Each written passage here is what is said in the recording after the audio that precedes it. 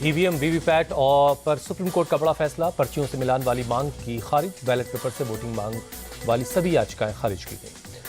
Supreme court ने VVPAT पर्ची पर बारकोड का सुझाव दिया। सिंबल लोडिंग यूनिट को उम्मीदवारों के दस्तखत के साथ सील करें। 45 दिनों तक वीवीपैट पर्चियां सुरक्षित रहेंगी।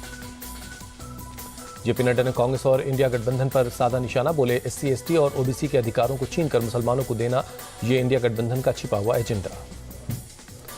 लोकसभा चुनाव के दूसरे दौर के लिए मतदान जारी। 13 राज्यों के 88 सीटों पर डाले जा रहे हैं वोट।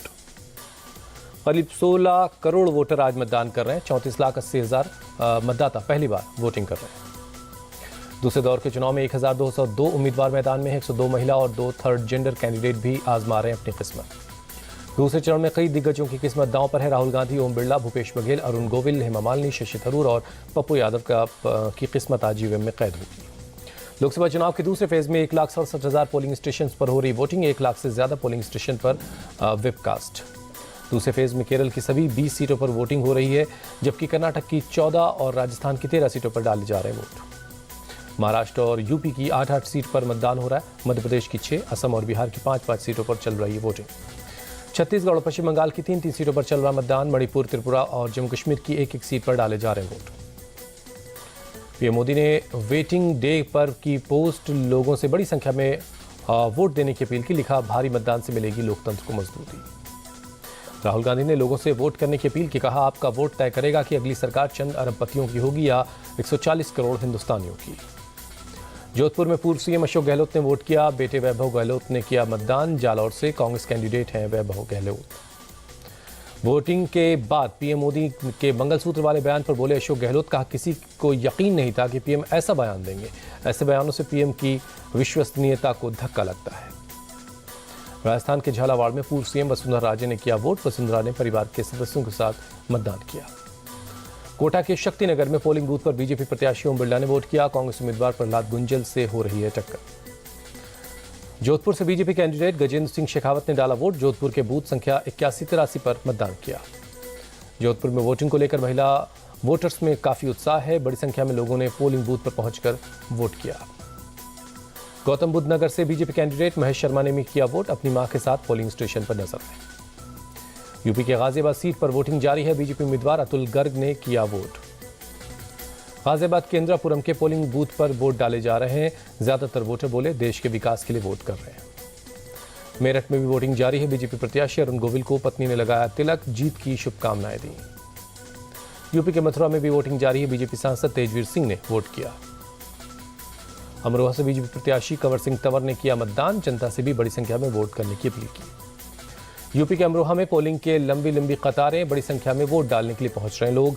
ज्यादातर महिलाओं ने इंडिया गठबंधन को वोट देने की बात कही। बिहार के किशनगंज में बड़ी संख्या में मुस्लिम वोट कर रहे हैं। कहा, स्थानीय नहीं केंद्र के मुद्दों कर रहे हैं वोट। कई युवाओं ने ओवैसी और राहुल गांधी की तारीफ की।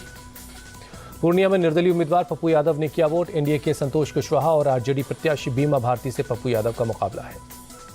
भागलपुर से कांग्रेस प्रत्याशी अजीत शर्मा ने लोगों से वोट डालने की अपील की। उनकी बेटी और एक्ट्रेस नेहा शर्मा ने भी वोट करने की अपील की। महाराष्ट्र के नांदेड़ में चोट के बावजूद वोट डालने पहुंची 2 महिलाएं। कहा, दर्द के बावजूद मोदी के लिए करने आई वोट। मोदी ने राम मंदिर बनवाया, लगातार दे रहे हैं राशन। महाराष्ट्र के अमरावती लोकसभा सीट पर वोट डालने पहुंचा दूल्हा। शादी की रस्मों से पहले वदरपुरा इलाके में वोट किया।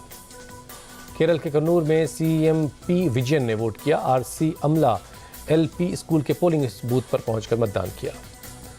केरल के अल्लपुझा में केसी वेणुगोपाल ने वोट डाला। अल्लपुझा से कांग्रेस के उम्मीदवार हैं केसी वेणुगोपाल। तिरुवनंतपुरम से अब कांग्रेस उम्मीदवार शशि थरूर ने भी मतदान किया। केंद्रीय मंत्री और बीजेपी प्रत्याशी राजीव चंद्रशेखर से मुकाबला है। केरल के कोझिकोड में बीजेपी प्रदेश अध्यक्ष के सुरेंद्रन ने वोट किया। वायनाड सीट से राहुल गांधी के खिलाफ चुनाव लड़ रहे हैं। बेंगलुरु में केंद्रीय मंत्री निर्मला सीतारमण ने डाला वोट। बीईएस पोलिंग बूथ पर अपने पिता के साथ वोट किया। कर्नाटक के चामराजनगर में सीएम सिद्धरामैया ने भी किया वोट। लोगों से बड़ी संख्या में वोट करने की अपील की।